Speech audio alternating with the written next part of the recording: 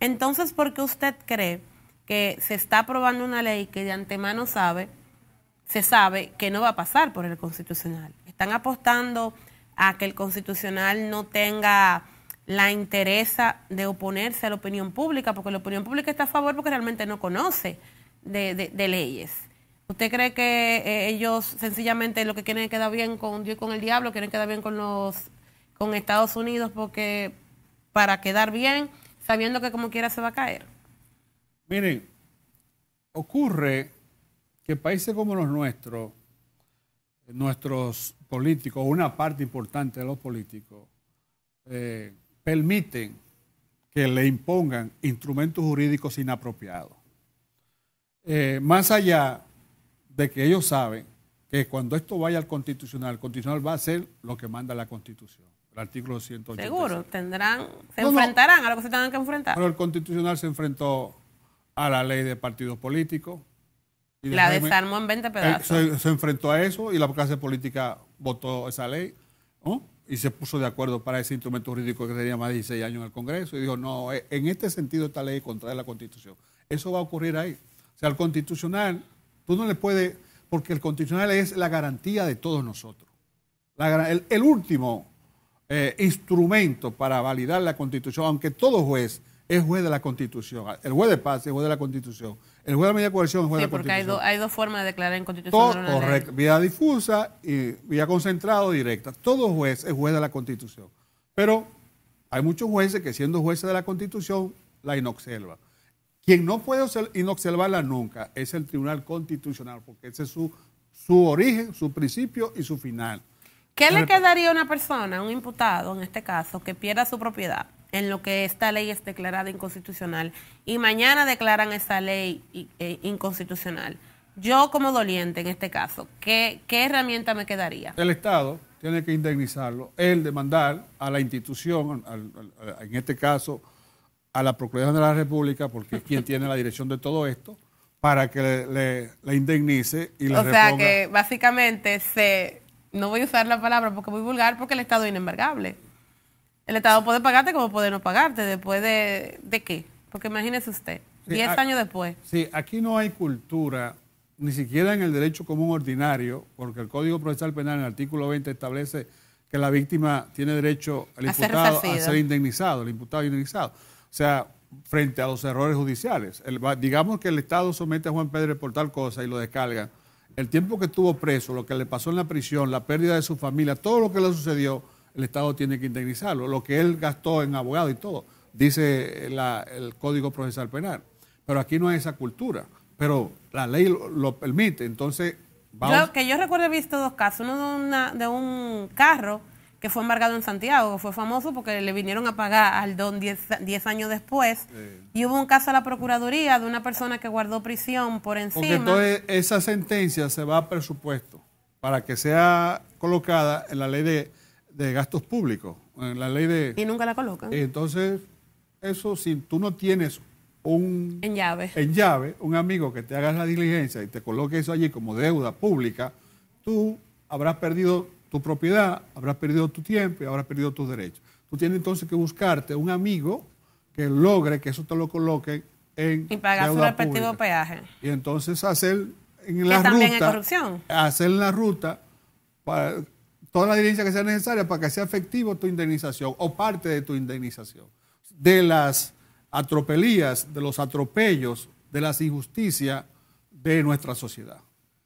Cambiando de tema diametralmente, desde tu punto de vista, los casos que se están llevando ante los tribunales, todos los famosos, ¿están respetando estrictamente la ley en los tiempos que esas personas han guardado prisión, en la forma en que han sido? De hecho, algo que se discute mucho es que aunque lo que se está es en una fase de instrucción, cuando uno ve las vistas parece casi un juicio de fondo. ¿Qué tan legal es eso? Miren, el artículo 8 del Código Procesal Penal establece el plazo razonable. Y el 148 y siguiente establece el tiempo de la prisión preventiva. Mucha de esa gente que está presa tiene más de 18 meses, que es el máximo. Es contrario a la Constitución y contrario al Código Procesal Penal. Su prisión es una prisión anticipada. Y su prisión es un acto abusivo del Estado. Es un abuso. No importa cómo se llame. Es lo que dice la ley. Nosotros dijimos, bueno, teníamos un código de instrucción criminal, el código de Lamperiel, de Napoleón Bonaparte, que ese código no sujetaba a plazo la prisión de nadie. Una gente duraba 5 años preso o 10 años. Porque se robó una gallina. Se robó una gallina, el juez lo condenaba a pena cumplida. Ya usted, el delito que usted ha cometido, la pena era menor que el tiempo que usted tenía preso. Vamos a superar eso. Vamos a establecer entonces, aquí en este código, en el 151 y siguiente, y en el 8 del Código Procesal Penal, un plazo razonable para la prisión preventiva, para que no se convierta en una prisión anticipada. O sea, para que usted no vaya más allá. Si el Estado no pudo en 3 meses, que fue que el juez estableció prisión preventiva contra Juan Pérez, o en 1 año, que fue cuando el juez estableció medida de coerción la prisión preventiva. Si en 1 año el Estado no pudo presentar una acusación, o si en 3 meses no pudo, automáticamente hay que poner en libertad.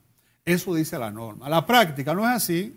Pero no solamente en esos casos, porque recuerdo que hace poquito se publicó en los periódicos que más del 50% de los presos de República Dominicana son preventivos. Es que le estoy diciendo que la práctica no es así, pero la práctica no es así no solamente para estos casos de famosos, es la práctica normal. O sea, yo vi 2 jueces que escribieron en Twitter, uno muy preocupado por la sobrepoblación, ¿no? El problema de los presos excesivos, la prisión preventiva de forma excesiva. Porque el código dice, en el artículo 126, que la prisión es la última decisión de un juez. Hay 7 medidas de coerción. La última ratio es que el Estado tenga preso a un ciudadano. Esa es la última. Para casos muy graves, prisión. Pero esa es lo que en la práctica es lo primero. O sea, en la práctica uno encontrarse con jueces, que uno los encuentra, pero eso es diamante en desierto. Oasis en desierto. Que conozco una medida de coerción y entonces pongo una garantía económica, eso es un asunto casi milagroso. La práctica es que es prisión para todo el mundo. Ok, se estableció la prisión. Lograste la prisión fiscal. Ahora, por la razón que sea, no somete la acusación en el plazo que el juez te ordenó, tú mismo fiscal tienes que solicitarme la abreviación de la medida de coerción. Tú tienes que solicitar tú. No se hace eso. Y entonces también cuando el abogado va al juez y le dice, mire, la prisión se ha convertido en una prisión ilegítima y ilegal. Magistrado, yo quiero que usted le cambie la medida de coerción. El juez, muchos de nuestros jueces, valida esa prisión irregular. Y entonces lo que hace es que prorroga plazo. Todo eso en contra de la norma. O sea, y vi entonces que el otro juez le dijo al juez primario, que dijo que las cárceles están llenas. Sí, las cárceles están sobrepobladas. Pero es una responsabilidad nuestra de los jueces. Claro, porque ellos son los que sentencian. Porque nosotros... No el fiscal. Nosotros permitimos, le acogemos más del 90% de los pedimentos de los fiscales. Los fiscales dicen que está lloviendo y el sol está puesto allí y para muchos jueces está lloviendo. Entonces los jueces le cogen eso. Y después que le acogen esa medida de prisión preventiva por el plazo que determina el propio juez conforme a su resolución, entonces ese plazo el fiscal lo viola y luego entonces el mismo juez viola el plazo que estableció. Los ciudadanos básicamente somos presos de confianza. De los dos. Eso del que está supuesto a defendernos, que es el Poder Judicial, y de la parte acusatoria, que es el fiscal. Eso se llama, en derecho duro y puro, en buen derecho, seguridad jurídica. No existe. No, pues seguridad jurídica. Y ahora existirá menos. Le digo a mis alumnos en la universidad y le digo a mis amigos, hagan lo que sea por no caer preso, por no enfrentarse a la justicia penal dominicana, lo que sea. Y yo estoy en los tribunales. Hagan lo que... Mire, si usted tiene que irse, váyase del problema. Si usted tiene que coger su golpe, coja su problema. No se meta en absolutamente nada incorrecto, porque usted sabe el día que usted entra a un proceso judicial y cómo entra. Pero usted no sabrá nunca el día que sale ni cómo saldrá. Y por bien que salga, sale profundamente lacerado y lastimado. Sale conforme a Fidol Miguel Dostoyevsky, sale ofendido y humillado del presidio. Entonces, ¿por qué? Porque no hay seguridad jurídica. Te llevan a un proceso y te inventan un grupo de cosas y te validan esos inventos. Te llevan a un proceso, una persona dice una cosa y tú dices otra cosa y frente a lo que él dice no hay otra cosa, solamente su palabra, la palabra del fiscal contra la palabra del imputado, entonces justicia nuestra le da mayor eficacia, valor, garantía a la palabra del acusador o de la supuesta víctima que a la palabra del imputado. O sea, que la íntima convicción hasta cierto punto sigue existiendo. Claro, así mismo en práctica. Entonces, en un tribunal de justicia, en un buen tribunal de justicia, nunca puede discutirse acusación contra defensa. Si usted acusa, y más allá de su acusación, no hay más nada que su palabra. No existen pruebas físicas. Correctamente, pruebas colaterales, físicas y todo aquello.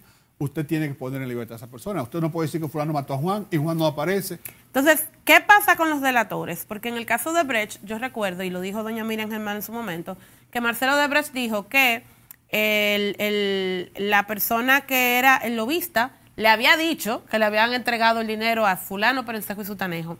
Él no tenía ninguna prueba que mostrar, porque las transacciones no se hicieron en cheque, no se hicieron por transferencias. Entonces, no se pudo demostrar eso. Entonces yo veo que ahora en estos casos se están usando los delatores y yo veo que nada más van por los incumbentes, pero para que esos cheques salieran, el financiero, el administrativo, el de contabilidad, el de contraloría, ¿qué otro departamento? El de presupuesto en una institución pública tuvo que haber aprobado eso. Entonces yo entiendo como que a veces con todo este tema de las delaciones premiadas, de que tú te libras, si yo fuera financiera, yo apruebo todo cojo mi cuarto, apruebo todo lo que mi jefe me mande, y cuando se arme el zaperoco que se va a armar, entonces yo digo, mira, aquí yo tengo la prueba, libérame. Abril Peña. Eso es lo que estamos mandando a hacer a todos los que están por debajo de un incumbente, coja su cuarto y luego delate. Los delatores, que es un término bonito, refrescante, novedoso. Para chivato. Son traidores. Son traidores y son coimputados. Ellos hicieron su diablura junto con el incumbente. En el caso de que ciertamente el tema se haya hecho. Ellos participan de esa asociación de malhechores.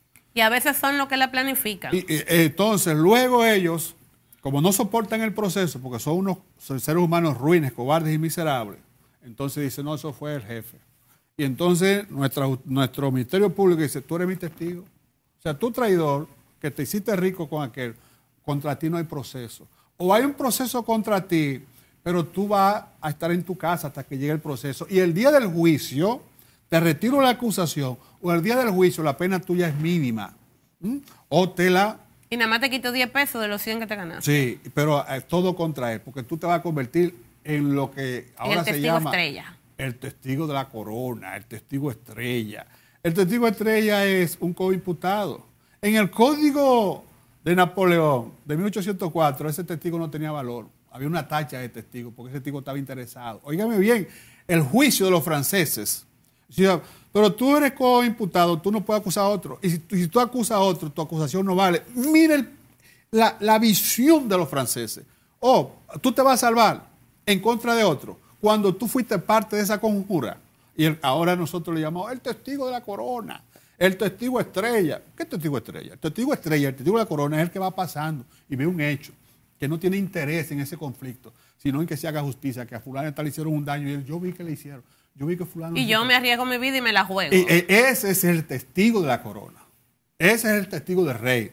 Ese es el testigo estrella. Pero que se enriqueció... No el cómplice. Este cómplice que se hizo rico, que fue parte de la conjura, que se enriqueció, que si no hay proceso... Él estuviera en veraneo, viviendo como un príncipe, sin trabajar, sin levantarse a las 6 de la mañana, a ver, con varios trabajitos para ver cómo consigue el mes y cumplir con sus obligaciones. Ese tipo superó todo eso porque se hizo rico. Entonces ahí no pasa nada. Pero cuando viene el problema y el cuestionamiento, el juzgamiento, el procesamiento y la condena, él dice, yo voy a hablar.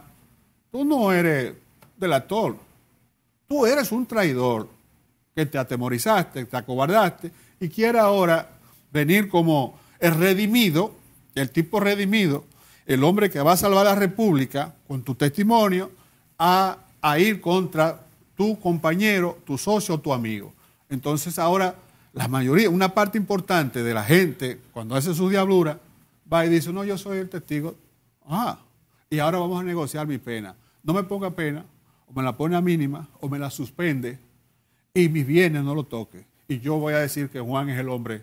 La cabeza que tiene que ir a la guillotina es la de Juan, con la que tú festejabas, comía quesos, vinos y uva. Y las horas de placer parecían interminables.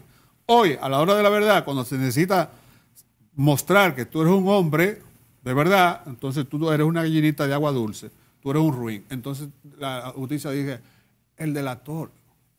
Pero bueno, con esto que tú dices, vuelve y se demuestra que todavía el sistema jurídico dominicano es endeble. Entonces, si no existe seguridad jurídica, incluso con estas leyes que son menos fuertes, lo que podemos esperar que puede pasar es más o menos lo que dijo doña Miriam Germán, que dijo que lo que ella le preocupaba de esa ley era precisamente que podía convertirse en volver el Estado en un agente persecutor, pero como en una forma de venganza. O sea, cada vez que sube un gobierno, más los intereses económicos que estén detrás de ese gobierno, vamos a perseguir empresarios, vamos a perseguir políticos y vamos a perseguir hasta chochuecas. Y eso es en lo más grande. En lo más pequeño, entonces, yo no me quiero ni imaginar. El legislador democrático no vota esto.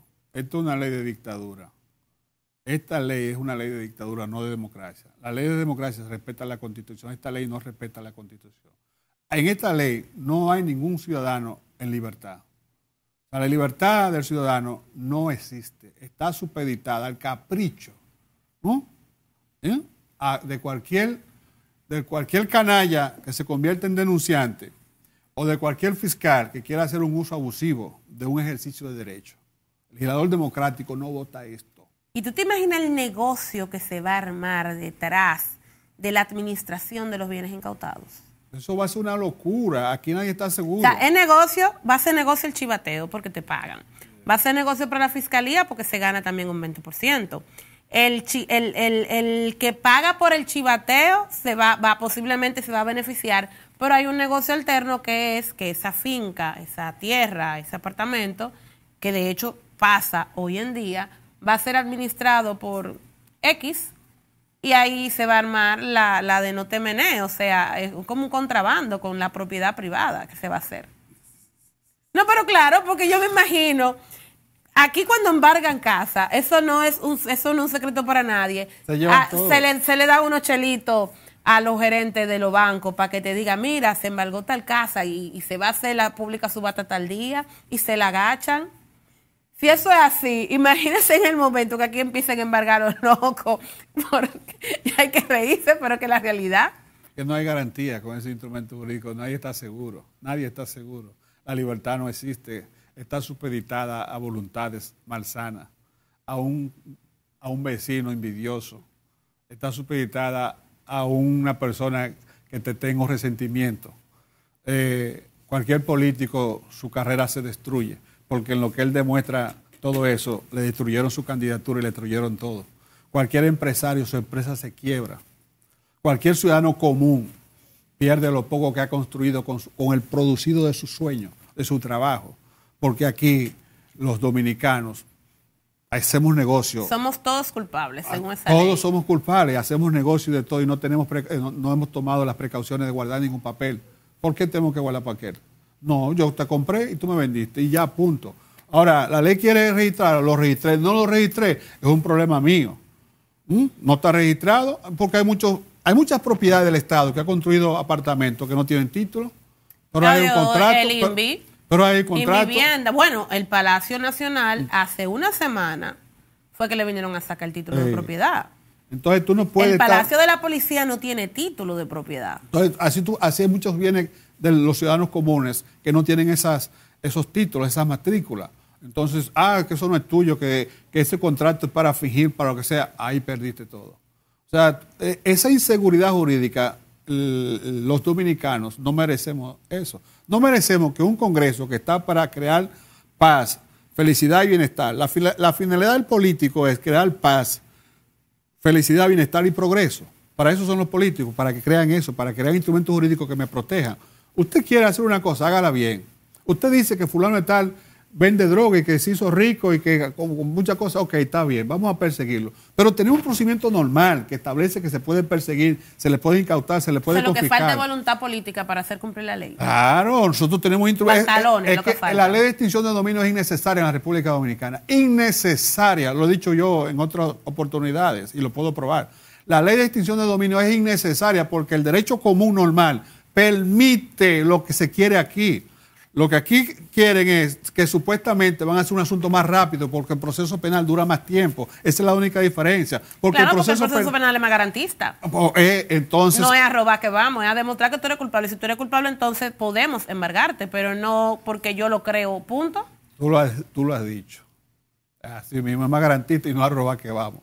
Es que tú tienes que demostrar que vamos a demostrarte eso. Tú lo dijiste. Todo lo que dijimos aquí, tú lo resumiste.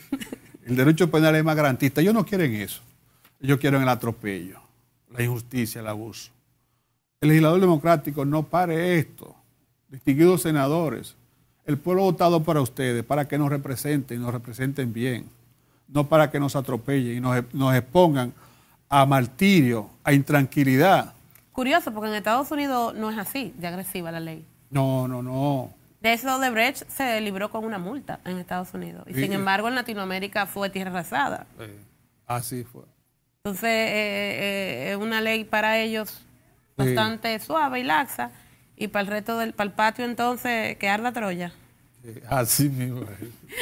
Pero porque muchísimas gracias por venirnos a explicar lo que yo entendía, pero como no soy abogada, quería que un experto en el tema les hablara, porque muchas veces cuando uno habla de esto, la gente, vuelvo y repito, piensa que uno está apoyando lo mal hecho, o que uno era peledeísta, o uno quiere que sea, porque los casos, por lo que la gente está desesperada porque tú se apruebe, es porque piensan que van a poder ir hasta los Trujillitas, embargarle las propiedades. Así es. Y no funciona así. Muchísimas gracias. Gracias a ti, Abril.